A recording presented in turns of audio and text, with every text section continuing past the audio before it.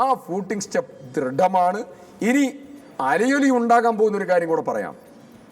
ഇടതുപക്ഷ ജനാധിപത്യ മുന്നണിയിൽ അലയൊലി ഉണ്ടാവും.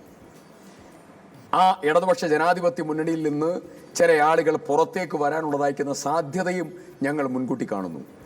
UDF വിപുലപ്പെടാനുള്ളതായിരിക്കുന്ന സാധ്യതയെ ഞങ്ങൾ മുൻകൂട്ടി കാണുന്നു. ഞാൻ ചർച്ച നടത്തിയതിൻ്റെ അടിസ്ഥാനത്തിലല്ല പറയുന്നത്. കേരളത്തിൻ്റെ രാഷ്ട്രീയ ദിശ UDFന് അനുകൂലമാണ്.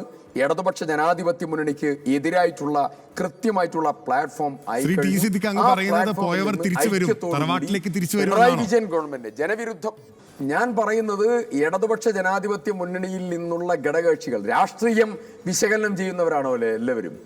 അവർക്ക് കേരളത്തിലെ ഇലക്ട്രേറ്റിന്റെ സമ്മതിദായകരുടെ വോട്ടവകാശം വിനിയോഗിക്കുന്നവരുടെ ജനറൽ പബ്ലിക്കിന്റെ പൾസ് അവർക്കൊക്കെ സ്വാഭാവികമായി അറിയുന്നവരാണ്.